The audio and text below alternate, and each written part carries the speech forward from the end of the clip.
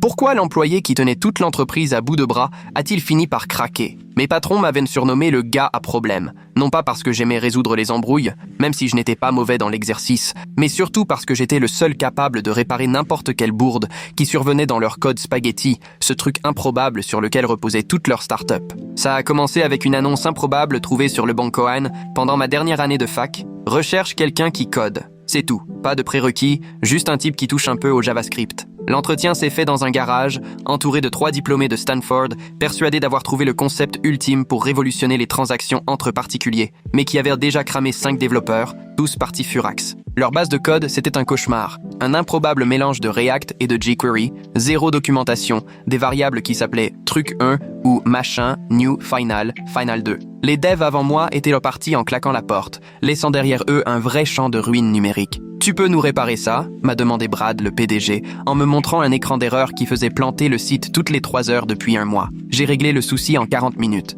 Embauché dans la foulée. Les 6 premiers mois, c'était presque le rêve. Après avoir sauvé leur toute première démo devant des investisseurs d'un crash monumental, ils m'ont traîné dans un resto coréen. Brad a levé son verre et lancé « À Daniel, le vrai MVP. Sans lui, on n'existerait pas. » Jessica, la directrice financière, a carrément fondu en larmes quand j'ai retrouvé 3 mois de données qu'il croyait à jamais perdues. Mike, le CTO qui n'avait jamais codé de sa vie, m'a traité de génie devant tout le monde. Rapidement, la rumeur a circulé dans la boîte. S'il y a un problème, c'est Daniel qui le réglera. Les commerciaux m'envoyant des messages directs dès qu'un client râlait, le marketing me suppliait de jeter un œil à leurs analytics, le service client avait mon numéro perso pour les urgences. Je suis devenu leur secret bien gardé, celui dont ils parlaient à voix basse aux investisseurs. On a un gars qui peut tout réparer, quoi qu'il arrive. Dès la 2e année, je faisais le taf d'une équipe entière. Mes semaines de 40 heures sont devenues 60, puis 80, parfois 90 heures. Je déployais des correctifs à 3 heures du matin, tandis que Brad postait des stories depuis Burning Man. Je débuguais des fonctionnalités vitales pendant Thanksgiving, pendant qu'eux étaient en séminaire en Turquie. Je survivais à coups de boissons énergétiques et de sushis de station-service, corrigeant des bugs depuis mon téléphone pendant les repas de famille. Ils me tenaient avec des promesses. Dès qu'on boucle la série A, tu auras des parts, mec. T'es le 4e employé, tu vas devenir riche. Puis c'est devenu, après la série B, promis. Et juste avant la série C, je te jure, j'y ai cru. J'avais 24 ans, j'étais naïf, je pensais que le boulot finirait par payer. Mais les fameuses actions sont vite devenues une blague dont j'étais le seul à ne pas saisir le second degré. Ils me présentaient aux investisseurs comme « Daniel, notre petit assistant de l'IUT », puis m'envoyaient des textos paniqués dès qu'une démo plantait en live. Aux soirées de la boîte, ils racontaient comment ils m'avaient déniché, comme si j'étais un chien errant ramassé par hasard. On lui a donné son premier vrai boulot, lançait Jessica, pas très sobre, avec cet air condescendant. Il n'a même pas fait une vraie école, mais à la moindre panne, mon téléphone explosait. Urgence! Daniel, s'il te plaît, le site est down. Ta seule priorité, c'est de réparer. Je me souviens très bien du moment où tout a basculé. On préparait l'intro en bourse et j'ai demandé à Brad, sur Slack,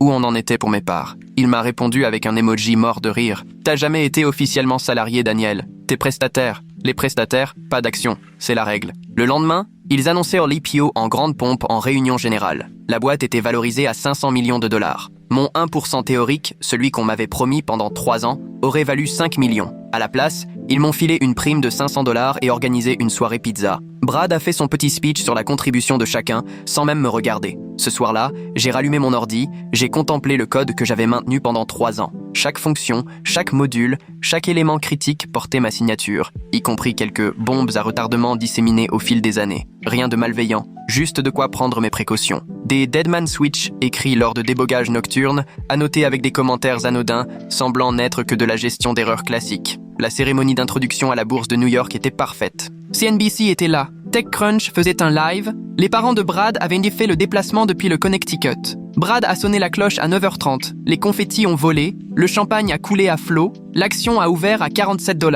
À 9h31, chaque fonction du code a affiché la même erreur. Equity not found. Le site ne s'est pas contenté de planter. Ce message s'affichait partout. Sur chaque page, chaque appli, chaque réponse d'API. Le cours de l'action a dégringolé d'un coup. Les investisseurs étaient en panique. La nouvelle équipe technique, bardée de diplômes, n'y comprenait rien. Ils m'ont appelé 17 fois. Je n'ai pas décroché. À la clôture, la boîte avait déjà perdu 50 millions de valorisation. Brad hurlait sur Bloomberg à propos de cyberattaques et de sabotage. Le conseil d'administration a lancé une enquête. C'est là que j'ai envoyé les captures d'écran à tous les grands journalistes tech. 3 ans de messages Slack. Laisse le codeur croire qu'il aura des parts jusqu'à l'IPO. Daniel croit vraiment qu'il va avoir des actions. Il répare tout pour presque rien, c'est fou. Heureusement qu'il est trop naïf pour se rendre compte de sa valeur. Mais mon préféré, c'était celui de Brad à Mike. Je lui ai dit d'attendre encore un trimestre. Ça nous a payé 3 mois de boulot gratos. Il sort d'un IUT, qu'est-ce qu'il va faire? Nous attaquer? J'ai refermé mon ordi et j'ai attendu. Il savait où j'habitais. Ça promettait d'être intéressant. À 14h,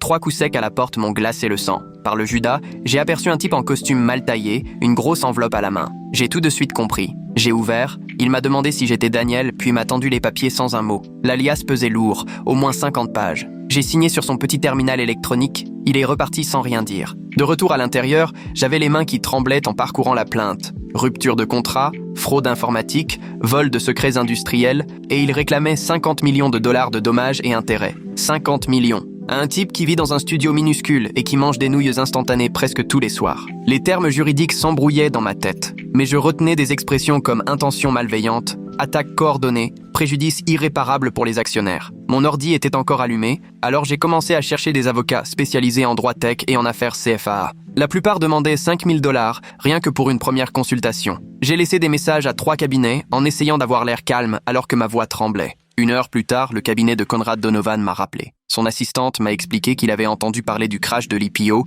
et qu'il pouvait me recevoir le lendemain matin à 9h. J'ai passé la nuit à tout rassembler, imprimer des emails, faire des copies de commis, monter une chronologie de chaque promesse non tenue. Mon imprimante est tombée en rate d'encre 2 fois. J'ai dû foncer au supermarché 24h, 24 à minuit. Le lendemain, je me suis pointé chez Conrad avec 2 cartons d'archives bourrés à craquer. Il était plus jeune que dans mon imagination. La quarantaine a tout cassé, en jean et chemise, au lieu du costume cravate classique. J'ai étalé tout mon dossier sur la table de la salle de réunion. 3 ans de promesses bidons, capture d'écran, le code que j'avais écrit, avec mes petites sécurités planquées dedans. Il prenait des notes sur un bloc-notes jaune et me demandait de lui traduire les détails techniques en mots simples. Quand je lui ai montré les messages Slack où il était question de faire bosser le développeur gratuitement, ses sourcils se sont haussés, mais il n'a rien commenté. Après 2 heures à tout décortiquer, Conrad s'est adossé et m'a expliqué le vrai souci. Le procès civil, c'est sérieux mais gérable. C'est le volet pénal du Computer Fraud and Abuse Act qui peut vraiment t'envoyer en prison. Si Brad pousse assez loin avec ses accusations de cybercriminalité, le FBI pourrait s'en mêler. Et là, tu risques entre 5 et 10 ans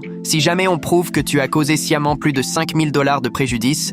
Or, la perte de 50 millions en bourse, ça rentre largement dans les clous. Mon téléphone a vibré pile pendant que Conrad détaillait les peines de prison et j'ai vu le nom d'Angelica Crow s'afficher. La journaliste de TechCrunch voulait vérifier l'authenticité des captures Slack. Il fallait que je lui explique les métadonnées et que je prouve que tout était clean. Conrad m'a fait signe de répondre. Angelica a été très pro. Elle m'a bombardé de questions sur les horodatages, les entêtes des mails, la façon dont j'avais conservé la chaîne de possession des preuves. On a fixé un rendez-vous en visio pour l'après-midi. L'appel a duré 3 heures. Elle m'a cuisiné sur absolument tout. Elle partageait son écran pendant que je lui montrais les fichiers exportés de Slack, les identifiants de messages et les horodatages serveurs pour prouver que c'était authentique. Elle a insisté sur certaines conversations, m'a demandé des explications techniques sur notre base de code, voulait les dates et heures de chaque événement précis. Son scepticisme m'a presque rassuré. Au moins, elle prenait l'affaire au sérieux. Elle ne cherchait pas juste à sortir un scoop. Elle a posé des questions sur les garde-fous intégrés au code et je lui ai expliqué que c'était juste des gestionnaires d'erreurs qui se déclenchaient dans des cas particuliers, rien de malveillant. Après l'appel,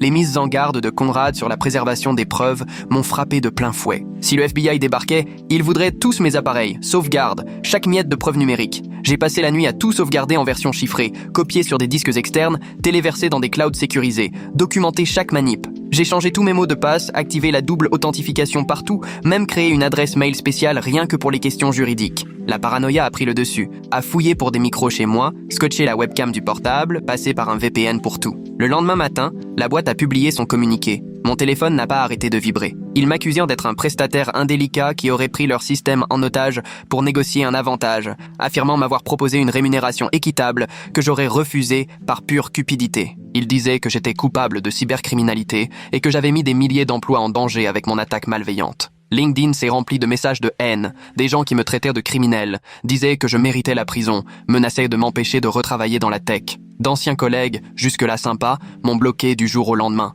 Les recruteurs qui étaient à fond la semaine d'avant ne répondaient plus à mes messages. Une start-up qui devait m'embaucher m'a appelé pour dire qu'ils changèrent de direction et j'ai compris que mon nom était grillé. Brad avait gagné la bataille et ma carrière dans la Silicon Valley était mortenée. 3 autres recruteurs, très motivés la semaine d'avant, ont disparu des radars. J'étais en négociation avec une start-up pour un poste de développeur senior. Ils m'avaient quasiment dit que c'était bon. Mais quand j'ai relancé, la RH m'a expliqué qu'ils avaient changé d'avis. Elle avait l'air gênée et elle a vite raccroché. En vérifiant LinkedIn, j'ai vu que 12 personnes, toutes dans la tech locale, venaient de consulter mon profil dans l'heure. Ma réputation s'effondrait en direct. Conrad m'a rappelé l'après-midi même pour m'annoncer qu'il fallait se voir d'urgence. Je suis retourné à son cabinet. Il m'a fait asseoir avec un air grave et m'a répété que le Computer Fraud and Abuse Act, ce n'était pas de la blague. Le FBI avait déjà envoyé des gens en prison fédérale pour des bricoles comparé à mon dossier. Il a été on ne peut plus clair. Tu ne dois surtout plus toucher à leur système. Pas d'outils de diagnostic. Même pas un simple ping pour vérifier si leurs serveurs sont en ligne. Le moindre contact numérique pouvait être pris pour du piratage supplémentaire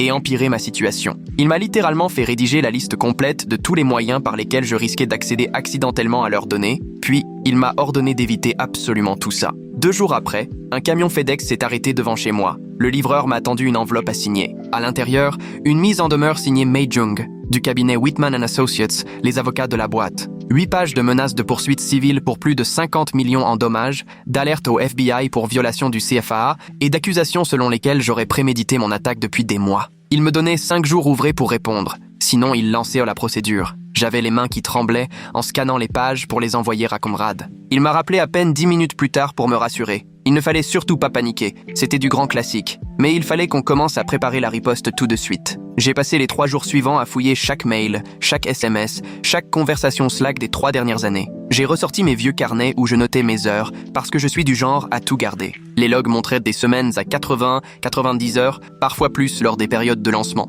J'avais même des tickets de caisses de boissons énergisantes achetés à 3 heures du matin en réparant leur serveur, des captures d'écran de moi en train de bosser le jour de Noël. La preuve que j'avais sacrifié des événements familiaux pour régler leurs urgences. Conrad a tout épluché et a commencé à chiffrer ce qu'il me devait réellement en heures sup non payées. Le montant était énorme, beaucoup plus que ce que j'imaginais. Il m'a dit que ça pourrait servir pour contre-attaquer et a commencé à monter un dossier sur le vol de salaire. 4 jours après la réception de la mise en demeure, mon téléphone s'est mis à vibrer de notifications. L'article d'Angelica venait de sortir sur TechCrunch avec ce titre sans appel. L'échec de l'introduction en bourse révèle des années d'exploitation des salariés dans les startups.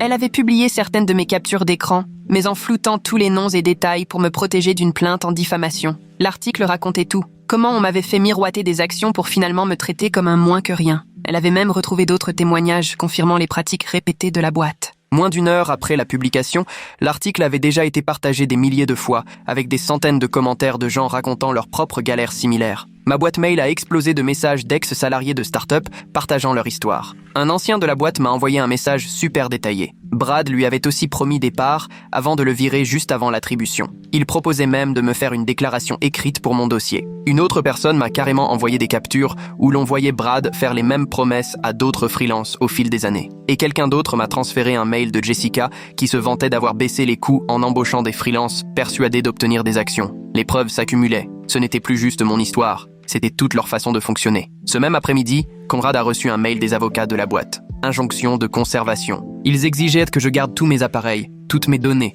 toutes mes sauvegardes, pour préparer une éventuelle action en justice. Interdiction formelle de supprimer quoi que ce soit, de formater un disque, ou même de nettoyer l'historique de mon navigateur. Conrad m'a tout de suite dit de m'y conformer et de bien documenter ce que je gardais. Ce jour-là, je suis allé chez Darty acheter un nouvel ordi pour l'usage quotidien, histoire de laisser l'ancien intact avec tous mes disques externes, soigneusement étiquetés et rangés dans une boîte. J'ai même pris des photos de chaque appareil et de leur numéro de série. L'entreprise, de son côté, n'a pas perdu une seconde pour réagir à l'article. Ils ont attaqué Angelica et moi en diffamation, prétendant qu'on avait publié des infos fausses et malveillantes pour leur nuire. Conrad, lui, n'était pas inquiet. Il a commencé à préparer une requête anti-slap qu'il m'a expliqué comme un outil pour protéger ceux qu'on cherche à faire taire par des procès abusifs. Comme tout ce qu'il y avait dans l'article était vrai et appuyé par des preuves, il n'avait rien de solide contre nous. La plainte en diffamation, c'était juste une manœuvre pour nous faire peur et nous épuiser à coups de frais d'avocat. Le lendemain, ma mère m'a appelé en larmes parce qu'elle avait lu sur Internet que je risquais des poursuites pénales. Elle n'arrêtait pas de me demander si j'allais aller en prison et je ne savais pas quoi lui répondre, parce qu'en vrai, je n'en savais rien du tout. Mon père a pris le relais au téléphone pour me dire que je devrais juste m'excuser, leur donner ce qu'ils voulaient et tout faire pour que ça s'arrête. Il ne comprenait pas qu'on était déjà bien au-delà de ce point. Je me sentais super coupable de plonger ma famille dans cette galère. Ils ne méritaient ni ce stress ni cette angoisse. Dans l'après-midi, Angelica m'a envoyé un texto avec une nouvelle énorme. L'un des principaux investisseurs de la boîte était en train de revoir sa position après avoir lu l'article et vu la réaction des gens. L'investisseur s'inquiétait de la réputation de la société et des risques juridiques. D'après ses sources, le board avait convoqué une réunion d'urgence et Brad devait s'expliquer sur ce fiasco. Le cours de l'action avait encore plongé de 10% depuis la parution de l'article. Tout s'accélérait et je n'avais aucune idée d'où tout ça allait nous mener. Le lendemain matin, alors que je prenais mon petit-déj, une notification LinkedIn a sonné. Un message de Lucas Mills, responsable de l'ingénierie dans une autre start-up. Il avait lu l'article d'Angelica et voulait qu'on prenne un café pour discuter d'une éventuelle mission, mais il précisait bien qu'il voulait d'abord comprendre toute ma situation avant d'aller plus loin. J'ai fait une capture d'écran du message et l'ai envoyé à Conrad, qui m'a répondu que je pouvais le rencontrer à condition de ne rien signer et de ne rien promettre sans l'en informer d'abord. Cet après-midi-là, Conrad et moi avons épluché tous mes vieux mails et messages sur Slack pour monter un dossier destiné à l'AMF, prouvant que Brad et son équipe avaient menti aux investisseurs sur leurs compétences techniques. On est retombé sur des présentations où ils se vantaient d'une équipe d'ingénieurs de 12 personnes, alors qu'en vérité, il n'y avait que moi et 2 développeurs juniors qui n'avaient même pas tenu 6 mois. Les documents montraient qu'ils avaient réussi à lever 40 millions de dollars sur une infrastructure technique qui tenait à peine grâce à mes bidouillages nocturnes et à des litres de boissons énergisantes. Conrad m'a aidé à déposer la plainte de lanceur d'alerte en ligne en m'expliquant que si l'AMF trouvait des infractions, je pourrais toucher une part des amendes, ce qui pouvait représenter une belle somme. 2 jours plus tard, Conrad m'a transféré une lettre de Mei Jung, leur avocate,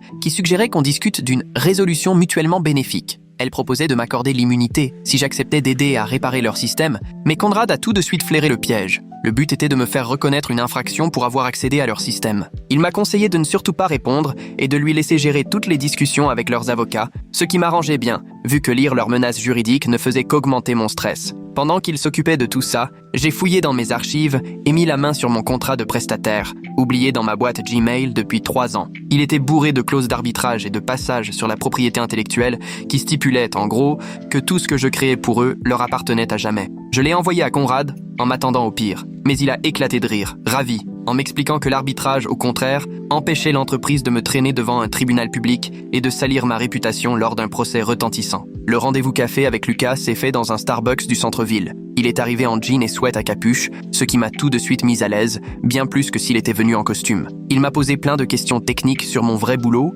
les frameworks que je maîtrisais et la façon dont je gérais certains problèmes de montée en charge, et contrairement à Mike qui hochait la tête sans rien comprendre, Lucas captait vraiment ce que je disais. Il m'a expliqué que son équipe bossait sur un projet FinTech et qu'il cherchait quelqu'un pour auditer la sécurité, en insistant bien sur le fait que tout serait carré. Documentation, horaire précis, paiement immédiat après chaque mission. Il m'a dit qu'il m'enverrait une offre officielle dans les jours suivants, après avoir vu avec son conseil, et on sentait qu'il s'intéressait sincèrement à mes compétences, pas juste à la série de rebondissements que je traversais. J'étais presque de bonne humeur en rentrant pour la première fois depuis des semaines, jusqu'à ce que j'aperçoive un van télé garé devant mon immeuble, avec une journaliste et un caméraman plantés devant l'entrée. Ma voisine, Madame Cheng, était là, en train de montrer ma fenêtre du doigt et de leur raconter que j'étais un jeune homme très discret, avec des horaires pas possibles, et qu'elle n'aurait jamais imaginé que je puisse être mêlé à la chute d'une entreprise. J'ai préféré rebrousser chemin direct pour m'installer dans un café et appeler Conrad, qui a aussitôt envoyé à l'équipe télé une mise en demeure bien sentie, les menaçant de poursuite s'ils diffusaient des images de mon appart ou tentèrent de me contacter de nouveau. Le soir même, Angelica m'a écrit pour savoir si je pouvais la mettre en relation avec d'autres prestataires lésés pour un nouvel article sur l'exploitation dans les startups tech. Je lui ai transmis quelques noms et adresses e-mail de personnes qui m'avaient contacté après son article, mais j'ai bien insisté auprès de chacun pour qu'ils consultent leur propre avocat avant de parler à des journalistes. De son côté, Conrad essayait depuis un moment de décrocher un rendez-vous au parquet à propos des menaces de poursuite pour piratage, et il a finalement réussi à obtenir un entretien avec un procureur qui a épluché tout le dossier. Après 1 heure à passer les preuves au peigne fin, le procureur a dit à Conrad que toute cette affaire relevait d'un litige civil entre employeurs et prestataires, pas d'un piratage, puisque j'avais eu accès de façon autorisée à tous les systèmes à l'époque où j'intégrais mon code. Conrad m'a appelé en sortant, presque en hurlant de soulagement, pour m'annoncer que le procureur ne donnerait pas suite, ce qui voulait dire que je n'irais sans doute pas en prison. Ce soulagement n'a duré qu'une 12aine d'heures avant que Conrad reçoive une notification d'urgence. La société déposait une demande d'ordonnance restrictive temporaire pour m'empêcher de divulguer d'autres infos sur leurs activités. L'audience était fixée à la semaine suivante et Conrad a commencé à préparer notre défense en misant sur la liberté d'expression et sur le fait que tout ce que j'avais révélé était vrai et d'intérêt public. Il m'a dit que les juges n'aimaient généralement pas ce genre d'ordonnance de bâillon quand on avait des preuves évidentes de faute de la part d'une entreprise, mais qu'il faudrait quand même se présenter et défendre notre dossier. Les choses ont vraiment dégénéré quand quelqu'un a balancé mon adresse sur un forum tech dans un fil intitulé « Voici où habite le gars qui a fait capoter l'introduction en bourse ». Et en quelques heures, j'ai commencé à recevoir des livraisons de pizza que je n'avais jamais commandées. Ensuite, il y a eu des appels à mon propriétaire l'accusant de gérer un trafic de drogue et quelqu'un est même allé jusqu'à m'envoyer une couronne mortuaire avec une carte disant « RIP ta carrière », ce qui, honnêtement, m'a plus attristé qu'effrayé. Conrad a tout noté pour préparer nos ripostes pour harcèlement et il m'a conseillé d'aller dormir ailleurs quelques jours. Du coup, je suis allé squatter chez un pote à l'autre bout de la ville en essayant de rester sous les radars le temps que ça se calme. 2 jours plus tard, Conrad m'a transféré un mail de Mei Jung avec une proposition de règlement en pièces jointes. Le PDF m'a fait éclater de rire quand je l'ai ouvert sur l'ordi de mon pote. 50 000 $ et un accord de confidentialité totale, avec une clause de non-dénigrement qui m'interdisait, en gros, de jamais parler de tout ce qui s'était passé. Conrad m'a appelé à peine avais-je fini de lire, et je l'ai entendu rire avant même qu'il prenne la parole, en m'expliquant qu'on allait demander 10 fois plus, vu la panique dans laquelle ils étaient avec la SEC et leurs investisseurs. Je m'étais lancé dans la rédaction de notre contre-proposition, tout en gardant un œil sur les sites d'ActuTech, quand je suis tombé sur ce gros titre sur TechCrunch. Brad venait d'être suspendu par le conseil d'administration, placé en congé administratif dans l'attente d'une enquête interne. L'article annonçait que Mike était nommé PDG par intérim, ce qui m'a littéralement fait recracher mon café par le nez. Ce type, incapable d'écrire la moindre ligne de code, m'avait un jour demandé si JavaScript et Java, c'était la même chose. Mon téléphone s'est mis à vibrer. Lucas m'envoyait un message LinkedIn, il suivait toute l'histoire de près et voulait m'offrir officiellement une mission d'audit de sécurité de 3 mois, sur la base d'un périmètre et de limites très claires. Les documents qu'il m'a transférés étaient limpides,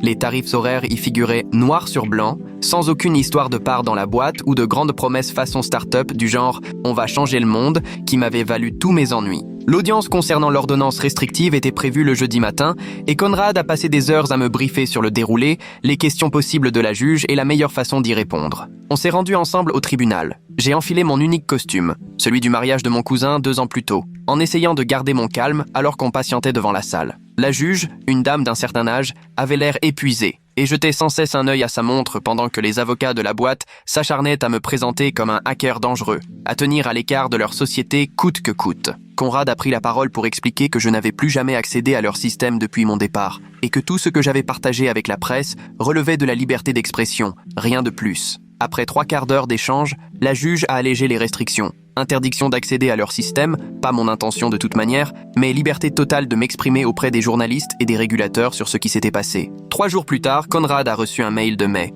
La société voulait bien entamer une négociation sérieuse, à condition que je fournisse la documentation nécessaire pour corriger le système, qui continuait d'afficher des messages d'erreur n'importe quand. Conrad a répondu qu'aucun support technique ne serait envisageable sans immunité complète contre toute poursuite et une rémunération à la hauteur de mon temps et de mon expertise. Ça n'a été une semaine d'aller-retour par mail et téléphone, jusqu'à ce qu'on fixe enfin une médiation dans un cabinet d'avocats neutre, en plein centre-ville, pour le mardi suivant. J'ai passé le week-end à préparer toute ma documentation, dont 3 ans de logs minutieusement datés retraçant chacune de mes alertes sur les failles système, restées lettres mortes ou tournées en accusation d'exagération. Mardi matin, j'ai remis mon costume et retrouvé Conrad dans le hall du bel immeuble où le cabinet occupait le 20e étage, vue imprenable sur la baie. On est monté, puis on a pénétré dans la salle où May nous attendait déjà, accompagné d'un homme plus âgé en costard hors de prix, du conseil d'administration et de toute leur équipe technique qui tirait une drôle de tête. J'ai branché mon ordi au projecteur et commencé à dérouler slides après slides, mails et messages Slack à l'appui,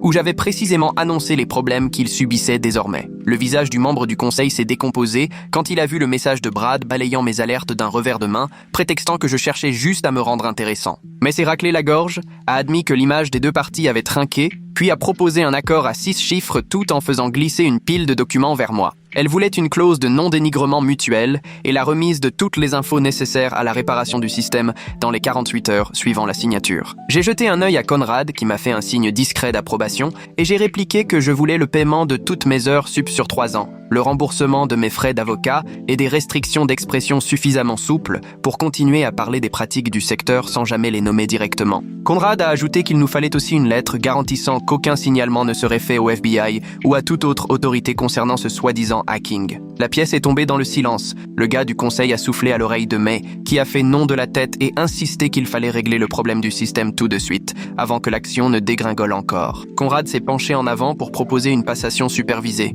Je documentais chaque correction, leur équipe l'appliquait en direct, sous protection juridique totale. Rien de ce que je montrais ne pourrait être retenu contre moi. Leur équipe technique s'est mise à débattre à voix basse, certains admettant ne pas comprendre la moitié de ce que j'avais construit, ce qui a fait monter le rouge aux joues du membre du conseil. Mais à couper court, on doit avancer sur les solutions, pas s'attarder sur les responsabilités. Puis elle a sorti une nouvelle pile de dossiers avec des montants entourés en rouge. La discussion a encore duré une bonne heure. Conrad prenait des notes sur son bloc jaune, pendant que je leur montrais d'autres mails où je suppliais qu'on me laisse le temps de documenter correctement, recevant en retour l'injonction de juste maintenir le site en ligne. Le gars du conseil se frottait les tempes et a fini par demander à tout le monde de sortir, sauf nous trois, pour parler franchement des chiffres. Mais a ouvert à 200 000 $, ce qui a fait sourire Conrad, avant qu'il ne contre-attaque à 800 000 et une immunité totale. Les négociations se sont éternisées, je regardais l'horloge défiler, midi, puis 1 heure, puis 2, l'estomac dans les talons, mais personne ne voulait lâcher l'affaire, le membre du conseil ayant une autre réunion à 16 heures. Conrad a tenu bon sur l'immunité pénale,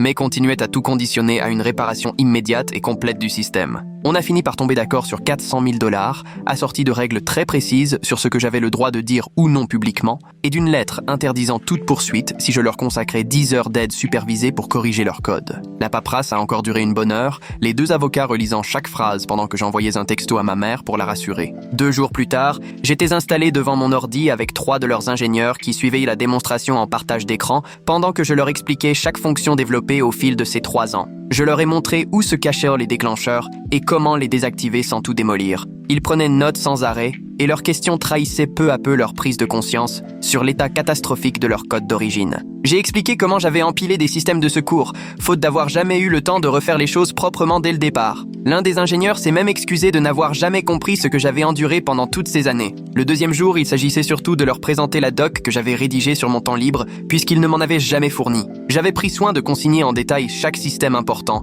avec les raisons pour lesquelles j'avais dû bricoler pour contourner leur architecture bancale. Leur ingénieur principal secouait la tête, marmonnant à propos de la dette technique, pendant que je leur détaillais, fonction par fonction, ce qui tenait leur boîte debout. Après 10 heures, ils avaient tout ce qu'il leur fallait pour faire tourner le système sans moi. Le lendemain matin, Angelica a publié son article de suivi sur la résolution de l'affaire, sans entrer dans les détails ou les chiffres. Elle s'est concentrée sur la façon dont les startups traitent les prestataires, en citant d'autres développeurs passés par là. Mon téléphone s'est enfin calmé, fini les messages furieux et les demandes d'interview. En moins d'1 semaine, tout le monde était déjà passé au prochain scandale tech.